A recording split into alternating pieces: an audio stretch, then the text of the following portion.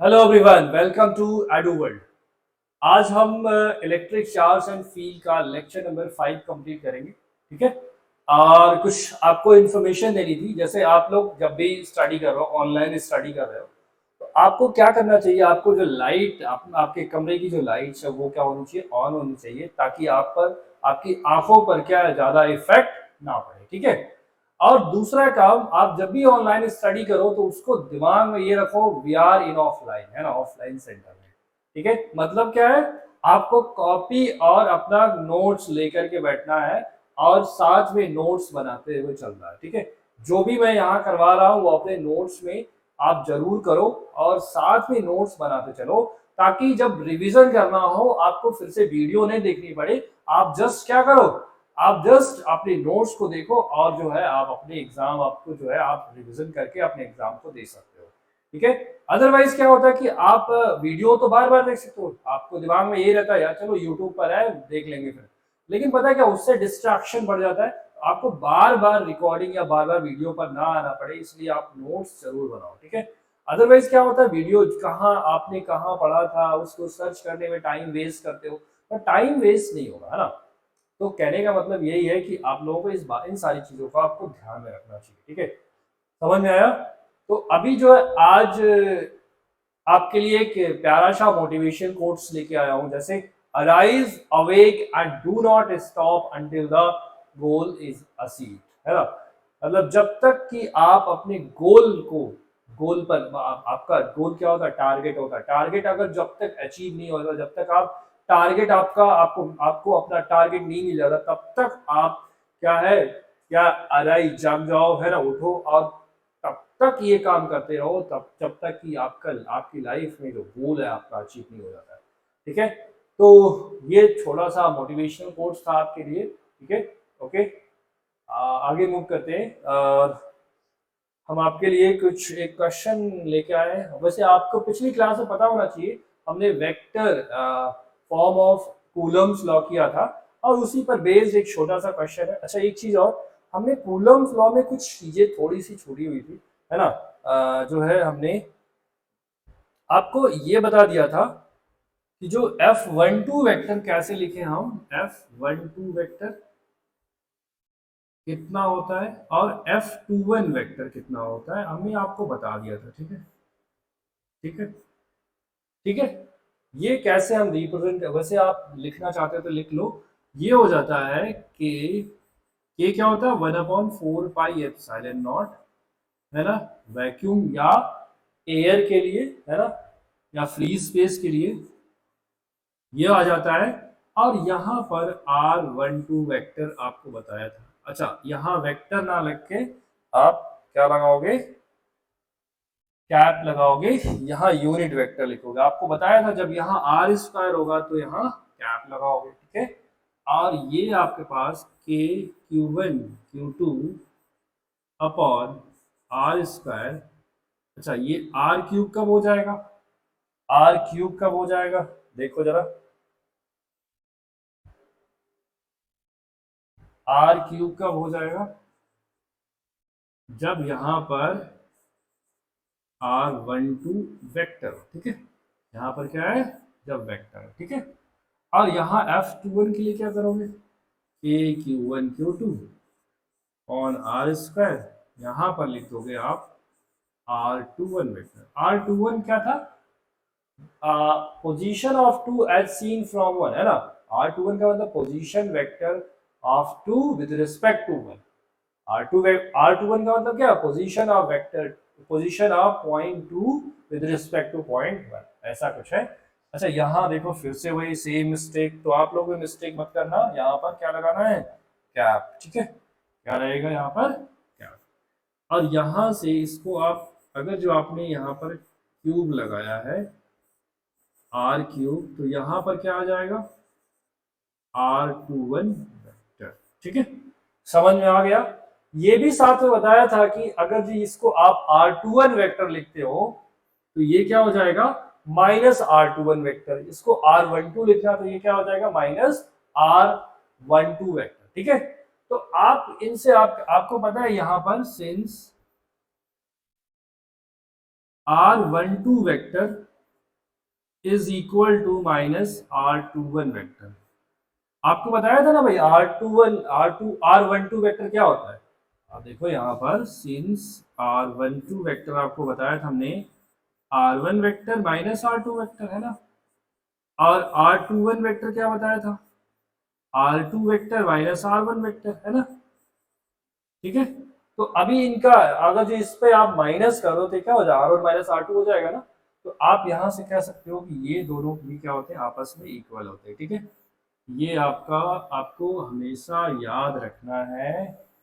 आपको डायरेक्टली यही पूछ लिया जाता है कि just write down the Coulomb's law in vector form. ठीक है, ये हो गया। ठीक है, तो अब अगर जो ये क्लियर है तो आप यहां से कह सकते हो which implies that F12 vector is equal to minus F21 vector. ठीक है, ये भी आपको याद रखना है। या फिर आप इसी को ऐसे भी लिख सकते हो F21 vector is equal to minus time F12 vector. ठीक है, ये भी लिख सकते हो। ठीक है, क्लियर है, क्लियर है ना। तो देखो रेड कलर से इसको लिखा क्योंकि ये डेंजर जोन में आता है। ठीक है भाई, डेंजर खतरनाक होता है, वेक्टर फॉर्म में बच्चे फंस जाते हैं कि आखिर ये कैसे लिखा हुआ है। ठीक है, तो आपको ये भी ध्यान रखना है कैसे इसको, तो ये आप साइड में हटा देते इसको। तो ये जो क्वेश्चन है इसी पर बेस्ड है। इस क्वेश्चन में बोला जा रहा है, इस पर्टिकुलर क्वेश्चन में बोला जा रहा है, कह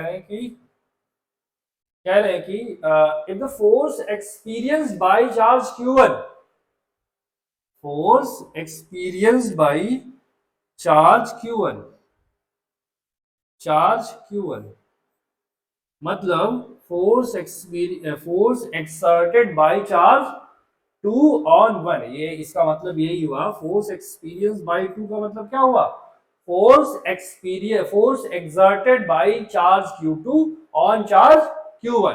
क्या गिवन है, कह रहे हैं कि is equal to 3I cap plus 4J cap. ठीक है, 3I कैप, ये I कैप है। ठीक है, I कैप है। ठीक है, वो 3I plus 3I cap plus 4J cap. तो कह रहे हैं कि then what is the force experience by 6 microcoulomb due to 2 microcoulomb, means force experience by Q2 due to Q1। आपको बताना है, अब क्या बताना है, force experience by 2 due to 1। तो ये कितना आ जाएगा, आपको पता है ये वैल्यू अभी आपने प्रूव किया F12 वेक्टर होता है। तो ये वैल्यू कितनी है, ये तो आपको गिवन है 3I कैप। बहुत सिंपल था, कुछ भी नहीं था, बस आपको यहाँ पर देखना था और आराम से इसको सॉल्व कर लेना था। ठीक है, प्लस 4J कैप। ठीक है, ये आपका आंसर हो जाएगा। ठीक है, this is the right answer for this question. इस पर्टिकुलर क्वेश्चन का आंसर क्या आ जाएगा, ये हमारे पास आ जाएगा। ठीक है, नेक्स्ट प्रॉब्लम, अगला प्रॉब्लम क्या है हमारे पास, देखिए कह रहे हैं कि if the charge Q1 1 microcoulomb, charge Q1 कितना है, 1 माइक्रोकूलम है। कितना है, 1 माइक्रोकूलम है। और ये कहां पर रखा हुआ है, 1,0,2 पर। इसका मतलब चार्ज Q1 कितनी वैल्यू कितनी गिवन है, यहां पर चार्ज Q1 गिवन है 1 माइक्रोकूलम गिवन है। कितना गिवन है, 1 माइक्रोकूलम। और इसको रखा कहां गया है भाई, कह सकते हो चार्ज 1 का पोजीशन वेक्टर गिवन है। अगर जो 1,0,2 पर रखा हुआ है तो इसके करेस्पॉन्डिंग जब पोजीशन वेक्टर आप लिखोगे, पोजीशन वेक्टर क्या हो जाएगा, देखो I cap plus 0J cap plus 2K cap. ठीक है, ये हमारे पास है। और R2 वेक्टर क्या है, R2 वेक्टर हो जाएगा दूसरे पॉइंट के करेस्पॉन्डिंग जो पोजीशन होगा 3,1,0, 3,1,0, ये हो जाएगा 3I cap plus J cap plus 0K cap. ठीक है, ये हमारे पास आ गया। अब कह रहे हैं then what is the force experience by 5 microcoulomb due to 1 microcoulomb. अच्छा 5 माइक्रोकूलम, ये क्या है आपका चार्ज Q2 है ना, ये कौन सा चार्ज है, ये चार्ज Q1 है। इसका मतलब आपसे पूछा क्या जा रहा है, force exerted bye 5 microcoulomb, what is the force experienced bye, है ना, एक्सपीरियंस जो करता है उसको पहले लिखते हो आप, है ना। तो यहाँ पर क्या आ जाएगा, force experienced by charge Q2 due to charge Q1, है ना। तो ये हमारे पास F21 वेक्टर पूछा जा रहा है। और F21 वेक्टर आपको पता होना चाहिए क्या होता है। F21 वेक्टर आपने निकाला था K Q1 Q2 upon R cube, लिखो यहाँ पर, तो यहाँ पर हो जाएगा R21 वेक्टर, क्या हो जाएगा, R21 वेक्टर। समझ में आ गई बात इतनी। अब यहाँ से आपको बताना है के क्या है, यहाँ पर के आपको पता ही है क्या है, के की वैल्यू जो है F21 vector, K is nothing but 9 into 10 to the power 9, है ना, 9 इंटू 10 कूलम्स कांस्टेंट होता है। Q1 कितना है, Q1 है 1 माइक्रोकूलम, मतलब 10 to the power -6 into 6 microcoulomb, 5 microcoulomb है, 5 into 10 to the power -6 upon R square. अब यहाँ पर आर स्क्वायर क्या होगा, और आर आर क्यूब है ना, आर क्यूब है ना यहाँ पर, हाँ आर क्यूब, एक मिनट थोड़ा सही लिख दें, आर क्यूब है ना, यहाँ पर क्या आ जाएगा, R21 वेक्टर, ठीक है, R21 वेक्टर। तो पहले हम निकालते हैं आर वेक्टर क्या होगा।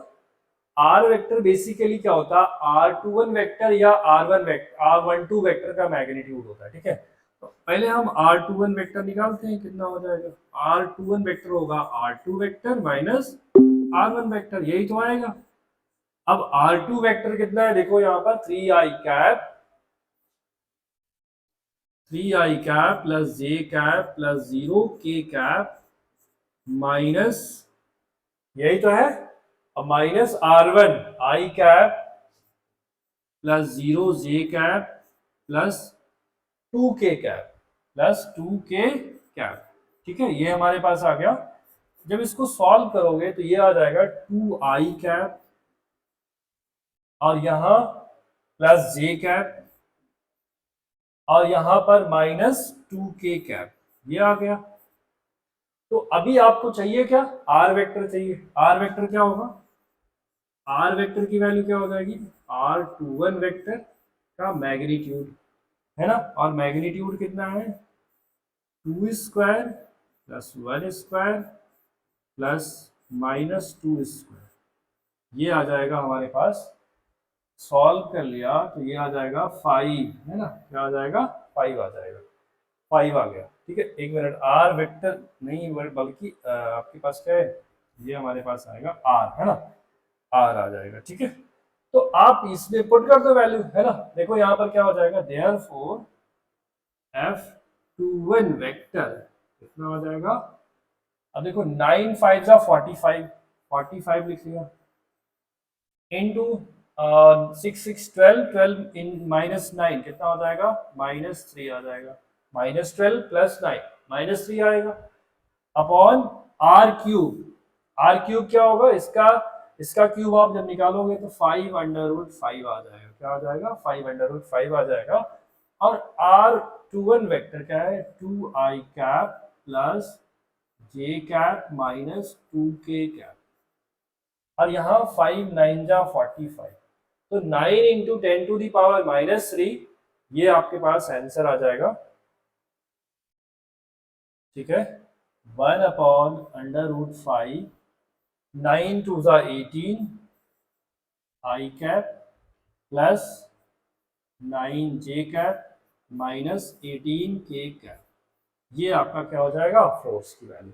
यही आपसे पूछा जा रहा था, है ना, इसी को आपसे पूछा जा रहा था कि वेक्टर फॉर्म में ये वैल्यू कितनी होगी, ठीक है। आगे मूव करते हैं, ये आपको आई होप समझ में आया होगा, ओके। आगे मूव करते हैं, देखो आपके पास यहाँ आंसर गिवन है, आंसर तो कुछ और गिवन है यार, एक minute, 102 i cap plus 0j plus 2k cap, 3i cap j cap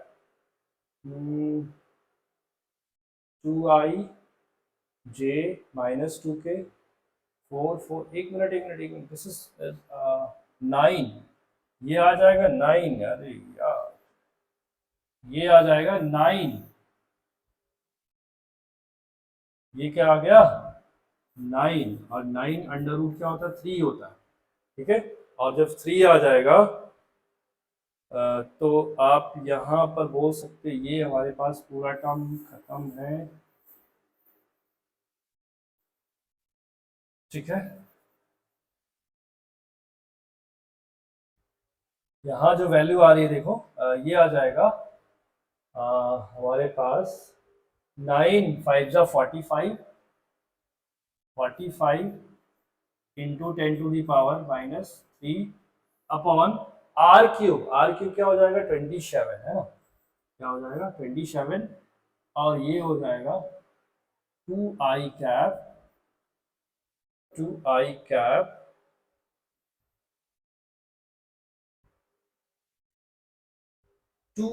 cap plus J cap minus 2k cap, ठीक है, ये आ जाएगा हमारे पास। अब देखो यहाँ से इसको 9 1 जा 9, 9 3 जा 27, 9 5 जा 45, अब इसको मल्टीप्लाई करके लिख सकते हो आप आंसर, है ना। ये आप यहाँ आंसर लिखना चाहते हो तो लिख लो, नीचे लिख लेते हैं, आ जाएगा, देखो यहाँ पर लिख लेते हैं, ये आ जाएगा ओके, यहाँ आ जाएगा 1/3, 5 से मल्टीप्लाई करो, 5 2 10 I cap plus 5j minus 5 2 10 k cap into 10⁻³ ये आ जाएगा न्यूटन, ठीक है, ये आंसर आ जाएगा, ठीक है। तो सॉरी फॉर दैट मिस्टेक, है ना। तो बेसिकली वो क्या था, थोड़ा सा यहाँ मैंने कैलकुलेशन लापरवाही, पता प्रॉब्लम, आपको प्रॉब्लम कौन सी गलती है, जो आपको प्रॉब्लम नहीं आता है ना उसी प्रॉब्लम में आपको मिस्टेक होती है, जो प्रॉब्लम नहीं आता वो आता ही नहीं, उसमें क्या गलती होगी, लेकिन जो प्रॉब्लम आपको आता है ना उसी में एरर आने के चांसेस रहते हैं। तो be careful for solving the simple question, है ना, आपको जो क्वेश्चन आता है उसको केयरफुली सॉल्व करो, प्रॉब्लम रिजॉल्व हो जाएगी, ठीक है। तो ये हमारे पास इसका आंसर हमने यहाँ दिया है 10i cap plus 5j cap minus 5k cap, एक मिनट अभी भी कुछ मिस्टेक आ रहा क्या, R2 वेक्टर 310 -2, ठीक है, आप सही है ना, ये आप लोग देख लेना, ठीक है, ये हमारे पास आंसर आ जाएगा इसका, ओके। ये हमारा चेक कर लो एक बार, एक्चुअली में आंसर में मिस्टेक आ रहा, आंसर कुछ थोड़ा सा एरर आ रहा, यहाँ पर देख लेते हैं एक बार। R2 vector minus R1 vector 3i cap, एक मिनट चार्ज, R2 vector yes, I cap 0j cap plus 2k cap 2i j minus 2k, सही है, करेक्ट है, यहाँ पर मिस्टेक, ठीक है। आंसर जो लिखा हुआ है उसमें कुछ मिस्टेक आ रहा है, ठीक है, तो ये आंसर आप हटा देते हैं, ठीक है, ये हमारे पास क्या हो जाएगा, इस पर्टिकुलर क्वेश्चन का सोल्यूशन हो जाएगा, ठीक है। आगे मूव करते हैं, ओके। अब हमें पढ़ना है फोर्सेस बिटवीन मल्टीपल चार्ज। अभी तक आपने क्या पढ़ा कि आपके पास 2 पॉइंट चार्जेस है ना, एक पॉइंट चार्ज दूसरे पॉइंट चार्ज पर कितना फोर्स अप्लाई कर रहा, वो आपने यहाँ से इससे पहले कूलम्स लॉ की हेल्प से कर लिया। लेकिन अब चार्जेस अगर दो से अधिक चार्जेस, 3 चार्जेस 4 चार्जेस 5 चार्जेस का एक सिस्टम हो, और किसी एक चार्ज पर रिमेनिंग चार्जेस की वजह से नेट फोर्स की वैल्यू पूछी जाए, तो कैसे फाइंड आउट करोगे, है ना। तो उसके लिए हम यूज करते हैं सुपरपोजिशन प्रिंसिपल। क्या यूज करते हैं, सुपरपोजिशन प्रिंसिपल का यूज करते हैं, ठीक है। ये हमारा प्रिंसिपल होता है, और ये कोई आप इसमें कंफ्यूज नहीं होना, ये ज्यादा आपको टफ नहीं होता, है ना। जैसे अभी तक क्या पढ़ा था, suppose that we have a point charge, एक पॉइंट चार्ज यहाँ पर, एक पॉइंट चार्ज यहाँ पर है, एक पॉइंट चार्ज अगर दोनों पॉजिटिव है प्लस Q1, एक दूसरा भी क्या है प्लस Q2 है, एक चार्ज दूसरे चार्ज पर जो फोर्स लगाता है उसको हम क्या लिख लेते हैं, कूलम्स लॉ के अकॉर्डिंग बता देते हैं ना। फोर्स की वैल्यू कितनी आ जाएगी, के Q1 Q2 upon R square, ये आ जाता है ना। लेकिन अगर जब चार्ज क्या हो, सपोज दैट ऐसे मान लो बहुत सारे चार्ज है, सिस्टम सिस्टम ऑफ चार्जेस है ना, क्या है, एक सिस्टम ऑफ चार्ज है। अब यहाँ इस सिस्टम में सपोज दैट हमारे पास फोर चार्जेस है, क्या है, फोर चार्जेस है। और हमें फाइंड आउट करना है इस चार्ज की वजह से इस पर कितना फोर्स लग रहा है, नेट। सभी सभी चार्ज रिमेन, ये हमारे पास Q1 Q2 Q3, इन सभी चार्जेस की वजह से Q4 पर कितना फोर्स लग रहा है या Q पर कितना फोर्स लग रहा है, उसको कैसे कैलकुलेट करें।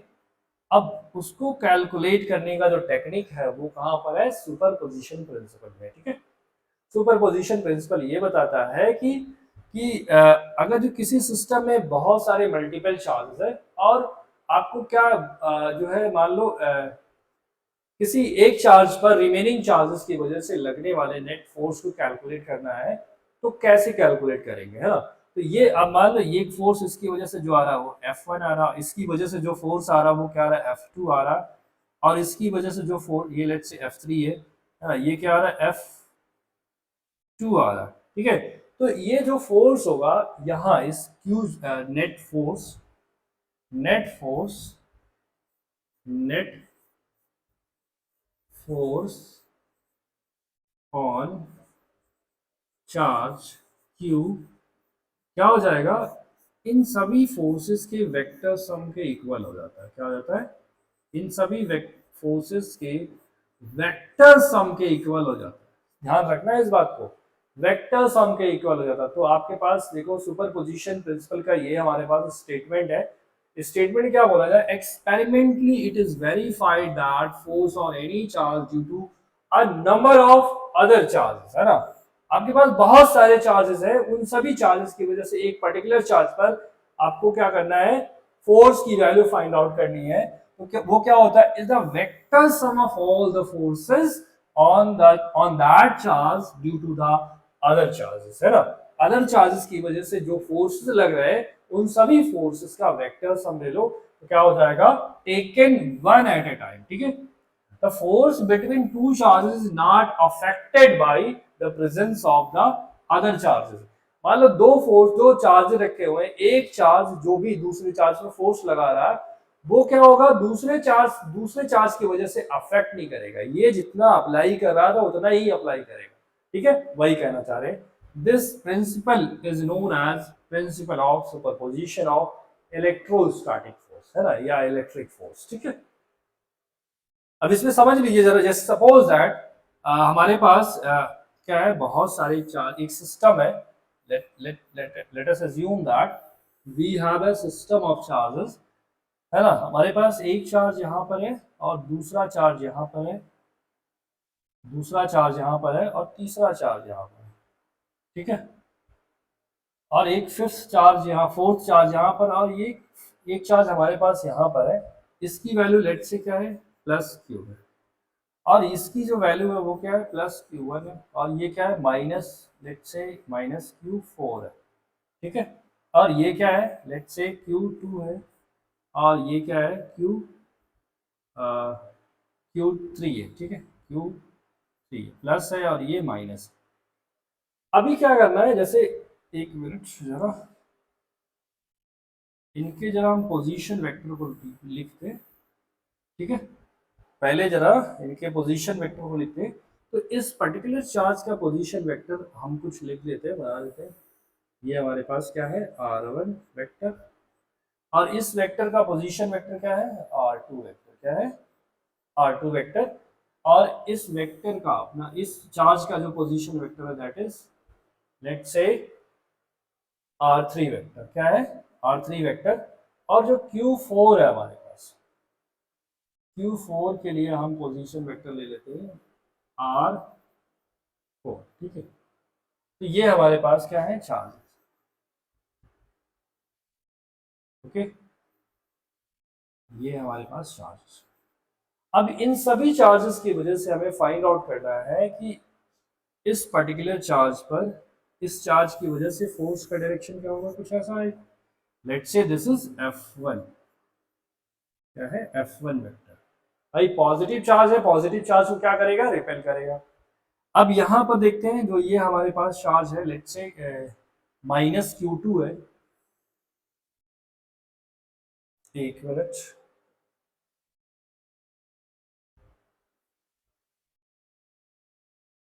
ओके।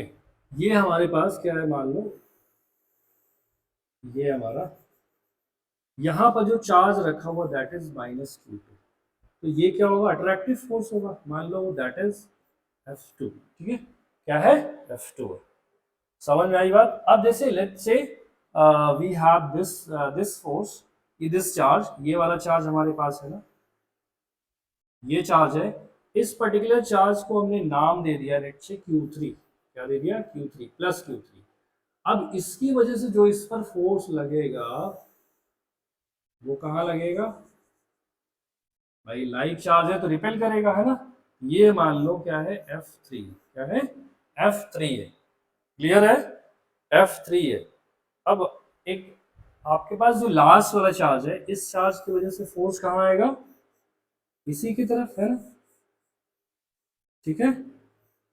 ये आ जाएगा, let's say this is F4, क्या है F4। तो आपको यहां दिख रहा है कि हमारे पास जो प्लस Q चार्ज है उस पर लगने वाले फोर्सेस को आप सबको दिख रहा है ना, क्या है भाई F1, जो Q1 चार्ज है F1 फोर्स अप्लाई कर रहा है, Q2 चार्ज जो फोर्स अप्लाई कर रहा है दैट इज F2 है ना, क्या है F2 है। और Q3 चार्ज जो फोर्स अप्लाई कर रहा है दैट इज F3 है, क्या है F3 है, ठीक है। और Q4 जो चार्ज है वो फोर्स जो अप्लाई कर रहा है दैट इज F4 है ना। तो अभी क्या है कि इस चार्ज पर लगने वाला नेट फोर्स क्या होगा, net force on charge Q3 Q है ना, नेट फोर्स कितना लग रहा है वो यहां से आ जाएगा। सो कह सकते हैं कि नेट फोर्स या रिजल्टेंट फोर्स वेक्टर आएगा, वो क्या आएगा, सभी इंडिविजुअल फोर्सेस के वेक्टर सम के इक्वल होगा, क्या होगा, वेक्टर सम के इक्वल होगा। समझ में आ गई बात। ये आपके पास क्या है, ये कॉन्सेप्ट यूज करना है, ध्यान रखना है, ये वेक्टर सम है, क्या है, वेक्टर सम है, क्लियर है, दिस इज वेक्टर सम।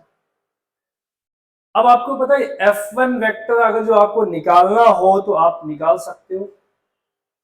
अब देखो एक पोजीशन वेक्टर हमने और नहीं दिया है, हम एक पोजीशन वेक्टर और दे सकते हैं, let's say this one is in this, ये हमने क्या दे दिया नाम, एक क्यूब जो वेक्टर है हमारे पास, एक मिनट एक मिनट एक minute,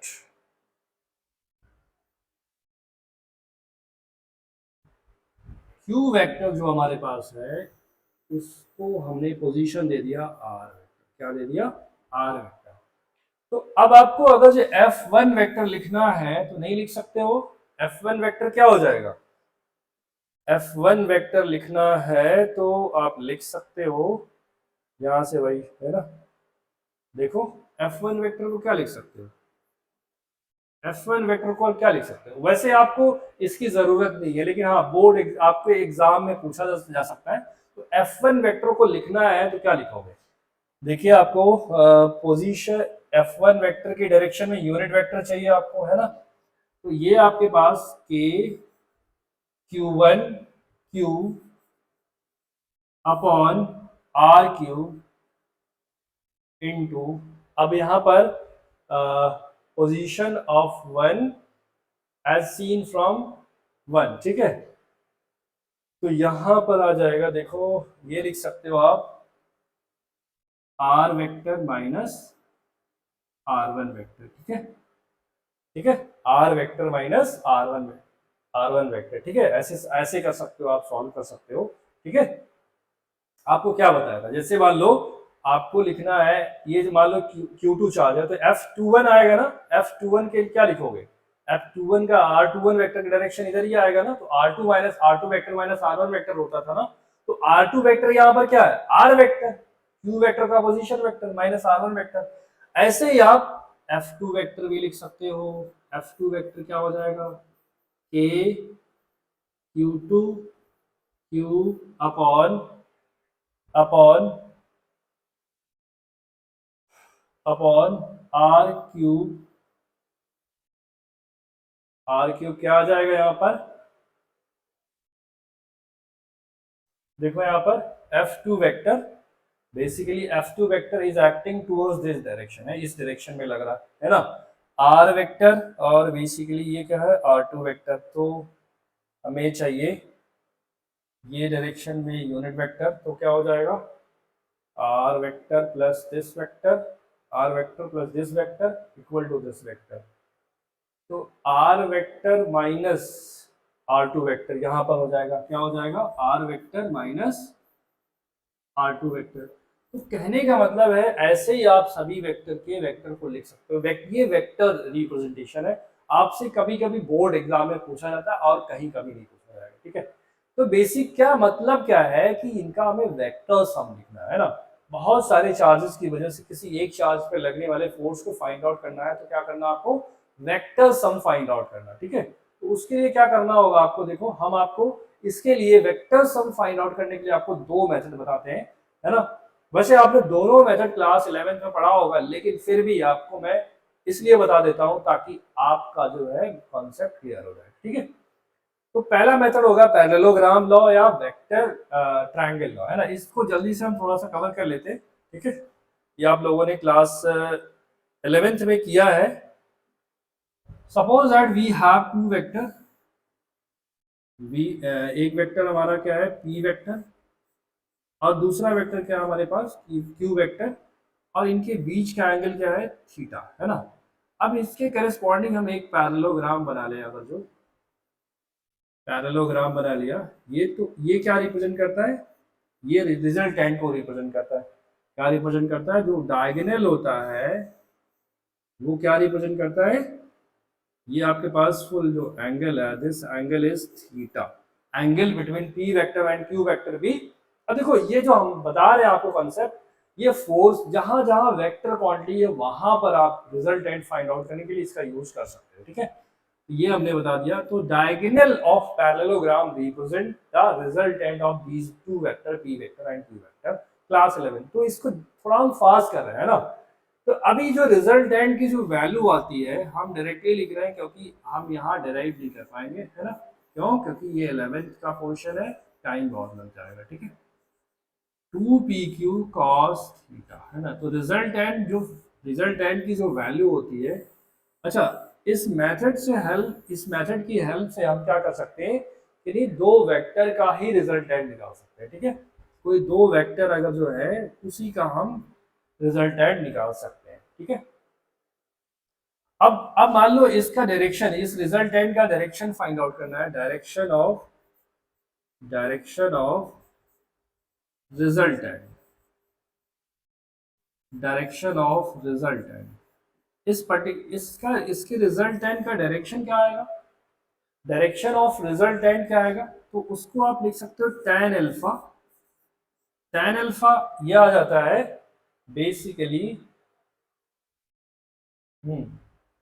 Q sine theta upon P plus Q cos theta आ जाता है। अच्छा डायरेक्शन अल्फा क्या शो कर रहा है, जो यहाँ P वेक्टर से रिजल्टेंट कितना एंगल बना रहा वो अल्फा है ना। Alpha is the angle between P vector and the resultant. ये बात आपको एक नोटिस याद रखना चाहिए हमेशा, ठीक है। ये हमारे पास आ गया, ठीक है, ये हमारे पास आ गया, ठीक है। तो अब एक इसके डिफरेंट डिफरेंट केसेस बनते हैं, है ना। जैसे आपको केस नंबर 1 ले लेते हैं हम। केस नंबर 1 में क्या है, if theta is 0 degree, theta क्या है 0 डिग्री, मीन्स एक वेक्टर कहाँ लगा हुआ, इधर ही लगा हुआ है, और दूसरा भी कहाँ लगा हुआ, इधर ही लगा हुआ है ना। मतलब सेम डायरेक्शन में, both vectors are in the same direction. कुछ ऐसा भी बना सकते हो आप, है ना। इनको आप अलग से भी बना सकते हो। one vector is acting along positive x direction and the second vector is also acting in the same direction, this is P vector, हमने यहाँ पी वेक्टर का मैग्नीट्यूड क्यू वेक्टर से ज़्यादा रखा, भाई दोनों सेम डायरेक्शन में होने की वजह से इनके बीच का एंगल क्या है, 0। तो रिजल्टेंट कितना हो जाएगा, रिजल्टेंट अगर इनका भाई दो वेक्टर सेम डायरेक्शन में है, अब देखो वेक्टर के लिए क्या, अब देखो ये आपने सुपरपोजिशन प्रिंसिपल पढ़ा, तो ऐसे ही आपको सुपरपोजिशन ऑफ इलेक्ट्रिक फील्ड भी पढ़ना होगा, ठीक है।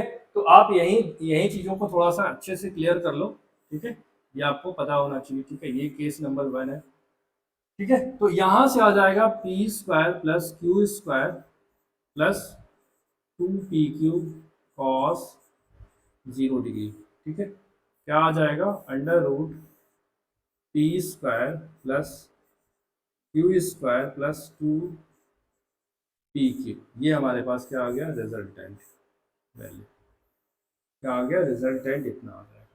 मान लो ये दोनों फोर्स होते हैं, बोथ बोथ आर फोर्स, मान लो एक है 10 न्यूटन का, एक होता है 5 न्यूटन का, और ये दोनों कहाँ लगे हुए, ये पॉजिटिव एक्स डायरेक्शन में लगे हुए, तो इसकी वैल्यू क्या हो जाती है, 10 square plus 5 square plus 2 into, यहाँ से आ जाएगा 2 इंटू 10 इंटू 5। अब इसको सॉल्व करो, क्या आई, ये तो आइडेंटिटी है, पी प्लस क्यू का होल स्क्वायर है ना, ये वैल्यू कितना आ जाएगा, पी प्लस क्यू आ जाएगा, क्या आ जाएगा, पी प्लस क्यू, ये आ गया रिजल्टेंट पी प्लस क्यू आ गया।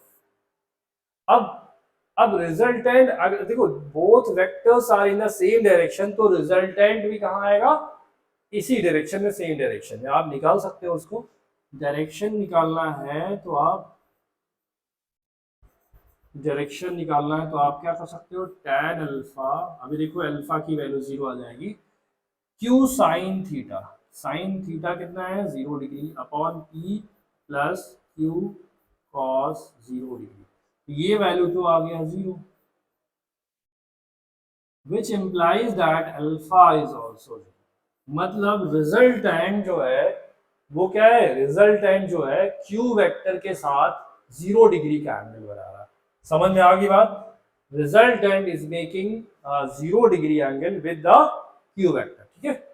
रिजल्टेंट क्या है, यहाँ पर आप रिजल्टेंट को बनाना चाहो तो बना सकते हो, ये रिजल्टेंट होगा, ठीक है, जिसमें पी वेक्टर यहाँ तक है और ये हमारे पास क्या है, क्यू वेक्टर है, this is q vector, this is p vector and this is whole a length basically, ये आप कह सकते हो आपके पास p vector है, this is q vector and this one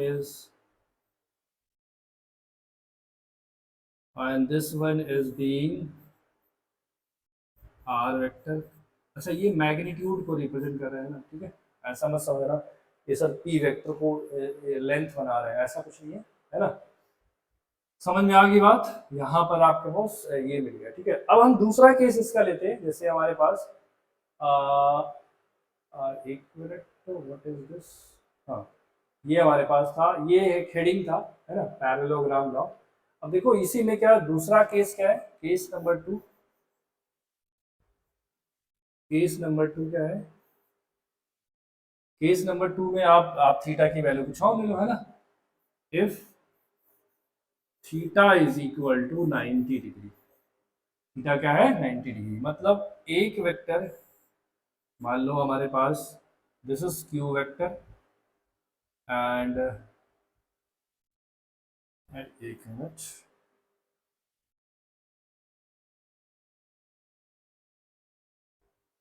ये हमारा क्या है, let's say we have this one is as Q vector और पी वेक्टर क्या है, इसके परपेंडिकुलर है, क्या है, perpendicular, q vector is perpendicular, p vector is perpendicular to q vector, ठीक है, ऐसा कुछ मीन्स इनके बीच का एंगल कितना है, 90 डिग्री। तो अब रिजल्टेंट की वैल्यू कितनी आ जाएगी, अब रिजल्टेंट आप निकालोगे तो P square plus Q square plus 2pq cos 90 आएगा, cos 90 आएगा, है ना, ये कितना आ जाएगा, under root P square plus Q square आ जाएगा, रिजल्टेंट रिजल्टेंट कितना आ गया, पी स्क्वायर क्यू स्क्वायर, है ना, P under root P square plus Q square. तो अब रिजल्टेंट का डायरेक्शन क्या होगा, वो रिजल्टेंट जो भी होगा वो क्या होगा, आपको पता है कि क्यू वेक्टर से अल्फा एंगल बना के जाएगा, तो आप डायरेक्शन निकालना चाहते हो तो डायरेक्शन यहाँ से निकाल सकते हो। अब तो हम कुछ स्पेशल एंगल के लिए ले रहे हैं ना, आप कोई भी एंगल के लिए आप ऐसे स्टेप्स लोगे, ठीक है। तो यहाँ पर tan अल्फा आ जाएगा perpendicular upon base, that is आप कह सकते हो यहाँ पर P अपॉन क्यू आ जाएगा। सॉल्व करोगे ना तो P अपॉन क्यू आ जाएगा। जो अभी फार्मूला बताया है उस फार्मूले में एल थीटा की वैल्यू 90 पुट कर देना तो P अपॉन क्यू आ जाएगा, ठीक है। ये रहा रिजल्ट है, ठीक है। रिजल्ट हमेशा क्या होगा, इन दोनों वेक्टर के बीच से पास होगा, ठीक है। ये हमारे पास है, ठीक है। अब थर्ड केस क्या है देखते हैं, थर्ड केस क्या है। थर्ड केस में आप ले लेते हैं हम लोग case number third. Third case ले लेते हैं, थीटा की वैल्यू को हम 180 डिग्री ले लेते हैं। क्या करते हैं, 180 डिग्री ले लेते हैं। मीन्स अभी एक वेक्टर कहाँ लग रहा, एक वेक्टर जो है पॉजिटिव एक्स डायरेक्शन में है और दूसरा वेक्टर कहाँ, क्यू वेक्टर कहाँ पर है, नेगेटिव एक्स डायरेक्शन में। तो इनके बीच का एंगल कितना हो जाएगा, 180 डिग्री। अगर जो ये एंगल 180 डिग्री हो गया तो यहां से रिजल्टेंट जो आ जाएगा, resultant under root P square plus Q square plus 2pq cos 180 degree, cos 180 degree है ना, ये हमारे पास आ जाएगा। और यहाँ P square plus Q square minus 2pq cos 180 की वैल्यू क्या होती है, -1।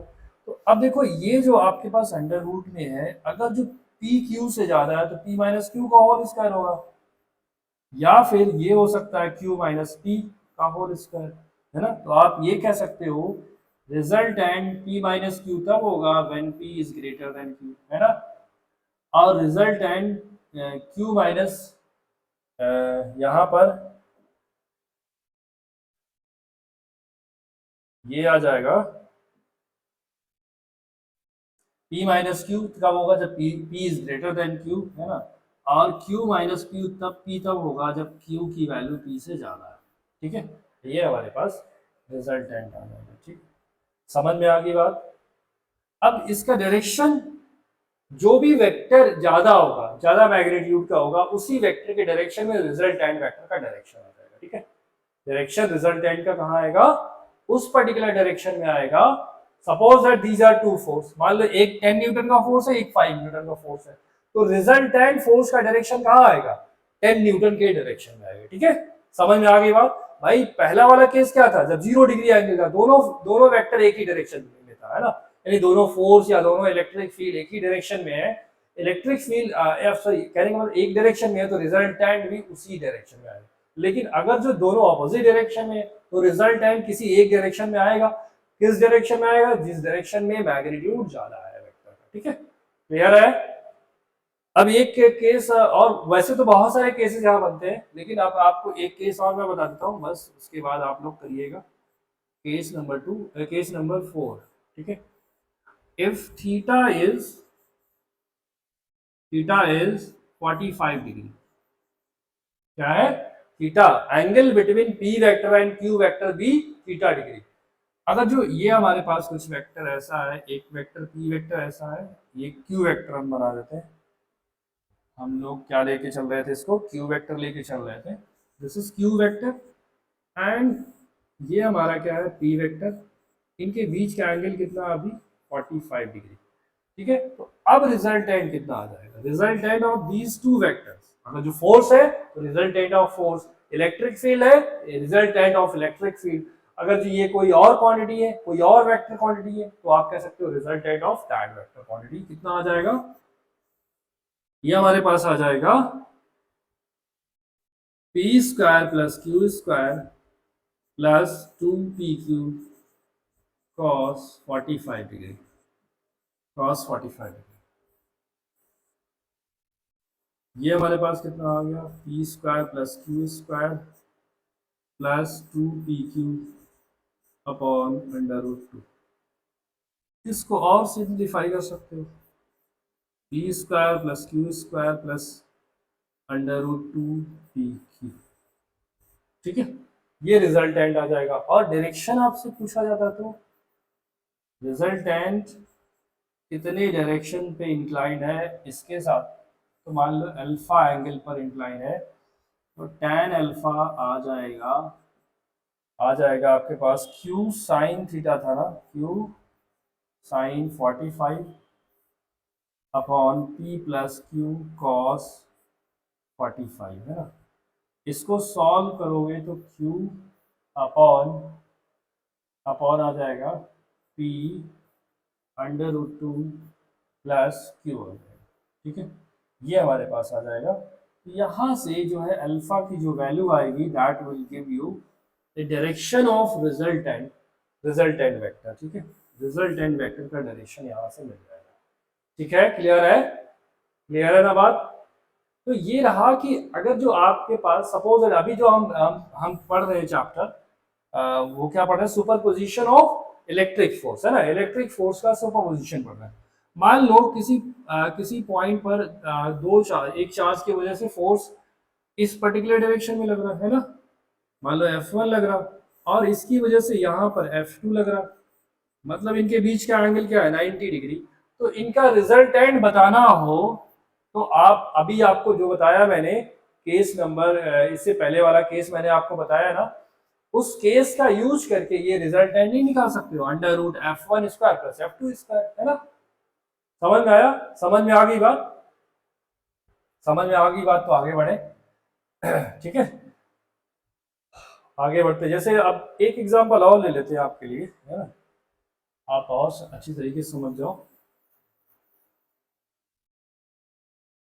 Suppose that we have a square,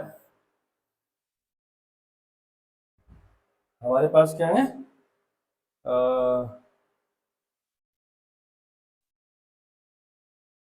square हमारे पास है, स्क्वायर है हमारे पास A B C and D, और साइड लेंथ क्या है ए है, ठीक है, साइड लेंथ क्या है ए।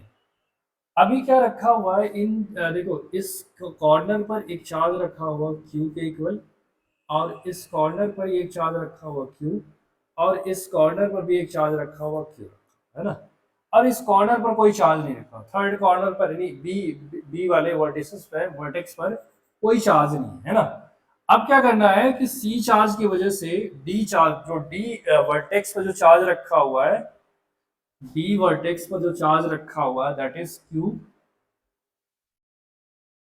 क्यू, है ना। ये क्या रखा हुआ, क्यू रखा हुआ है।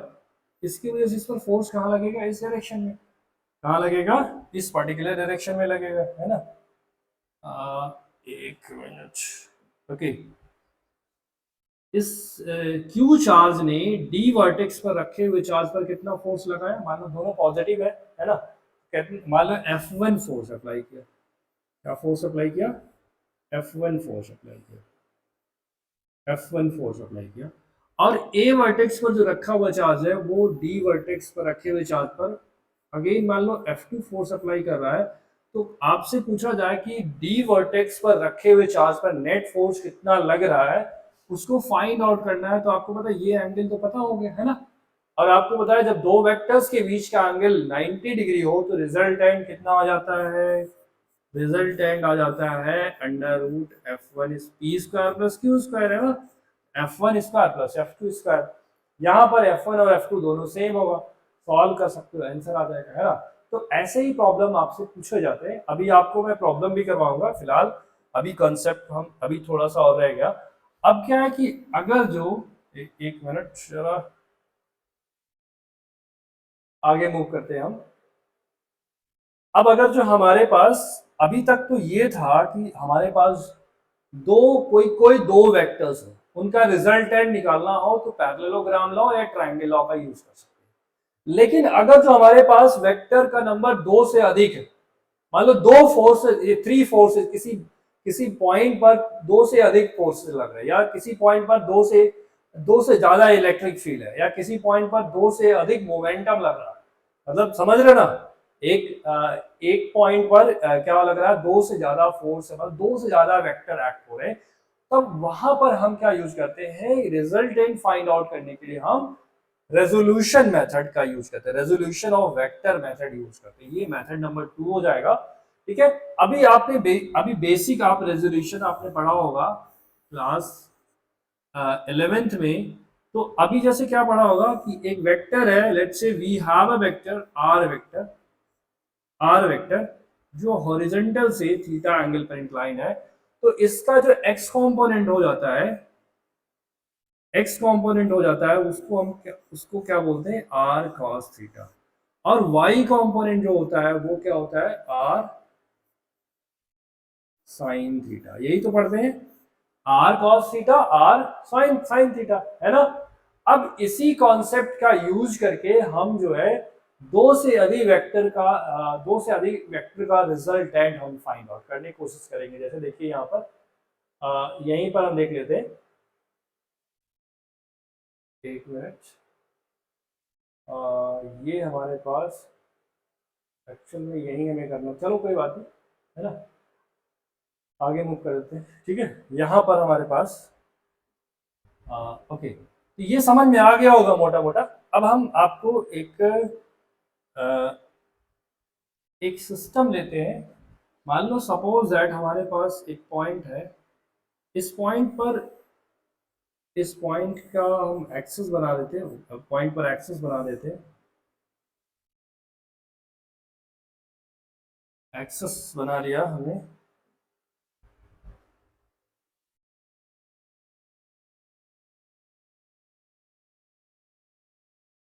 ठीक है, ये हमारा क्या है, एक्स एक्सिस, ये नेगेटिव एक्स एक्सिस, ये नेगेटिव वाई एक्सिस।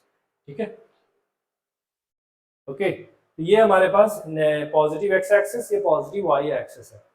ठीक है, तो अभी हमारे पास इसमें अगर जो सपोज दैट हमने कर दिया कि यहाँ पर क्या है, इस पर्टिकुलर पॉइंट पर, इस पॉइंट पर एक फोर्स लग रहा, फोर्स नहीं करके हम वेक्टर कह लेते हैं, let's say vector, that vector is a vector, है ना, ए वेक्टर यहां से अल्फा एंगल पर लग रहा है। और एक दूसरा वेक्टर है, let's say that vector is B vector, और यहां से वो क्या लग रहा, मान लो ये बीटा एंगल पर एक्ट हो रहा है। और एक थर्ड वेक्टर हम ले लेते हैं, that vector is let's say C vector, और वो यहां से क्या कर रहा है, गामा एंगल बना रहा है ना। अब इन तीनों, अभी देखो इस पॉइंट पर दो से अधिक vector, A vector, B vector and C vector, ऐसे आप एक वेक्टर और ले सकते हो, कोई बात नहीं है ना, आप ले सकते हो। ठीक है, आप कंसीडर कर सकते हो। मतलब कहने का मतलब है आपके प्रॉब्लम में जो है, अब कोई जरूरी नहीं है वो हमेशा 3 वेक्टर होगा, 4 वेक्टर होगा, है ना। ठीक है, तो ये हमने ले लिया एक vector, let's say this angle is delta. ठीक है, ऐसा कुछ है। तो अभी क्या करते हैं, हम जो रिजल्टेंट वेक्टर निकालते हैं, रिजल्टेंट वेक्टर इन एक्स डायरेक्शन, रिजल्टेंट वेक्टर इन एक्स डायरेक्शन, एक्स डायरेक्शन में निकालना, तो इसका एक्स कंपोनेंट क्या होगा, ए कॉस अल्फा। क्या होगा, A cos alpha, positive X direction में आएगा ना, पॉजिटिव ए कॉस अल्फा, और ये क्या होगा, ए साइन अल्फा। ठीक है, ये साइन अल्फा। ठीक है, समझ में आई बात, ए कॉस अल्फा। अब देखो इसका भी एक्स कंपोनेंट आएगा, लेकिन नेगेटिव डायरेक्शन में आएगा, और वो कितना आएगा, बी कॉस बीटा आ जाएगा। अब इस पर्टिकुलर लेट से ये क्या है, सी डी वेक्टर है ना। अब डी वेक्टर का भी एक्स कंपोनेंट आएगा, डी वेक्टर का एक्स कंपोनेंट कितना आ जाएगा, देखो यहाँ पर ये वाला कंपोनेंट कॉस आएगा, ये वाला कंपोनेंट साइन में आएगा, तो आप कह सकते हो नेगेटिव में आएगा, है ना, क्योंकि नेगेटिव डायरेक्शन में लगेगा। क्या हो जाएगा, plus D cos D sine D sine delta, एक मिनट, माइनस में आएगा यहाँ पर, ओके, यहाँ पर माइनस डी साइन डेल्टा। अभी सी कंपोनेंट बचा है ना, तो इसका एक्स कंपोनेंट जब आप निकालोगे, that will be C C sine gamma. ठीक है, तो ये क्या हो गया, रिजल्टेंट का एक्स कंपोनेंट, है ना, रिजल्टेंट वेक्टर का एक्स कंपोनेंट आ जाएगा। अभी आपको रिजल्टेंट वेक्टर का वाई कॉम्पोनेंट निकाल लो। वाई कॉम्पोनेंट कितना आ जाएगा देखो, A sine alpha positive Y direction में और B sine beta, B sine beta और यहां पर minus D cos beta negative X Y Z direction में, minus C cos gamma negative Y direction में। ठीक है, तो ये आ गया रिजल्टेंट इन वाई डायरेक्शन। अब आपके पास अगर जो ऐसा आता है आपको 3 वेक्टर्स 2 वेक्टर्स राइट, तो देखो ये जो फॉर्मूला है यूनिवर्सल है, कह सकते हो कि ये दो वेक्टर्स के लिए भी एप्लीकेबल है, 3 वेक्टर के लिए भी एप्लीकेबल है, मतलब 2 और मोर देन 2 वेक्टर्स के लिए आपको रिजल्टेंट निकालना है, इस कॉन्सेप्ट का यूज कर सकते हो। अब देखो ये क्या है, resultant in X direction, resultant in Y direction. अब ये दोनों वेक्टर क्या होंगे, म्यूचुअली परपेंडिकुलर होंगे। तो आपको पता, अब अगर जो आपको रिजल्टेंट निकालना है तो इन दोनों वेक्टर का रिजल्टेंट निकालना। आर वेक्टर हमने अब फोर्स नहीं लिया है, हमने एक नॉर्मल वेक्टर कोई ले लिया है, आर वाई वेक्टर। ठीक है, या से आ जाएगा। ठीक है, अब डायरेक्शन आपको पता करना है, तो डायरेक्शन पता करने के लिए परपेंडिकुलर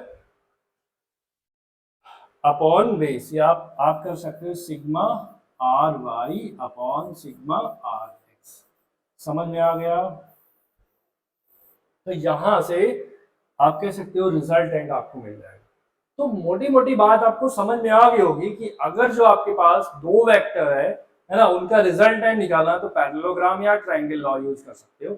अगर जो आपके पास दो वेक्टर या दो से अधिक वेक्टर है, 2 3 4 5 वेक्टर्स, और उनका रिजल्टेंट निकालना है और रिजल्टेंट का डायरेक्शन पता करना है, तो आप रेजोल्यूशन मेथड का भी यूज कर सकते हो। ठीक है, इसका मतलब दो वेक्टर के लिए आप ट्रायंगल लॉ भी और रेजोल्यूशन मेथड भी यूज कर सकते हो। लेकिन अगर जो 3 वेक्टर्स है या 4 वेक्टर्स या 5 वेक्टर्स है, उनका रिजल्टेंट निकालना है, तो केवल केवल आप रेजोल्यूशन मेथड यूज कर सकते हैं, या फिर ट्रायंगल लॉ यूज कर सकते हैं। लेकिन उसके लिए थोड़ा सा आपको क्या करना, पहले दो का रिजल्टेंट निकालना होगा, फिर दोनों का रिजल्टेंट जो है उनका डायरेक्शन पता करना होगा, फिर वो रिजल्टेंट थर्ड के साथ रिजल्टेंट बताएगा, तो ऐसे करना पर थोड़ा लेंदी हो जाता है। ठीक है, तो आप क्या करना, रेजोल्यूशन मेथड यूज करना for finding the resultant of more than 2 vectors. दो वेक्टर्स के ज्यादा अगर जो है तो रेजोल्यूशन मेथड, दो वेक्टर्स है तो ट्रायंगल लॉ, है ना, सिंपल फार्मूला रखना, आंसर आ जाए। ठीक है, तो समझ में आ गई बात, चीजें समझ में आई कि आपको वेक्टर का जो है कंसेप्ट यूज करके आपको रिजल्टेंट निकालना हो तो यहां से आप निकल सकते हैं। ठीक है, ये आपको होमवर्क में दे रहा हूं, आप इसको होमवर्क में करना है ना। 3 charges each of value q are placed at the vertices of an equilateral triangle. A 4th charge q is placed at the center of the triangle, है ना। Find if the charges remains stationary then q is what? Small q की value क्या होगी, है ना। ये question ये है, ये क्वेश्चन आप ये होमवर्क में करना। ठीक है, अगला क्वेश्चन ये भी क्या है, होमवर्क में करना। कल मैं आपको इन सारे प्रॉब्लम का आंसर आपको सॉल्व करवाऊंगा। ठीक है, ये आपके पास नेक्स्ट क्या है, नेक्स्ट क्वेश्चन ये होमवर्क है ना। ये अब नेक्स्ट हम करवाएंगे आपको कंटिन्यूअस चार्ज डिस्ट्रीब्यूशन, ये हम आपको अगली क्लास में कराएंगे जब आपको न्यूमेरिकल करवाएंगे। ठीक है, तो आज के लिए बस इतना ही, और वीडियो को लाइक कर देना, शेयर भी कर देना। ठीक है, thank you so much class.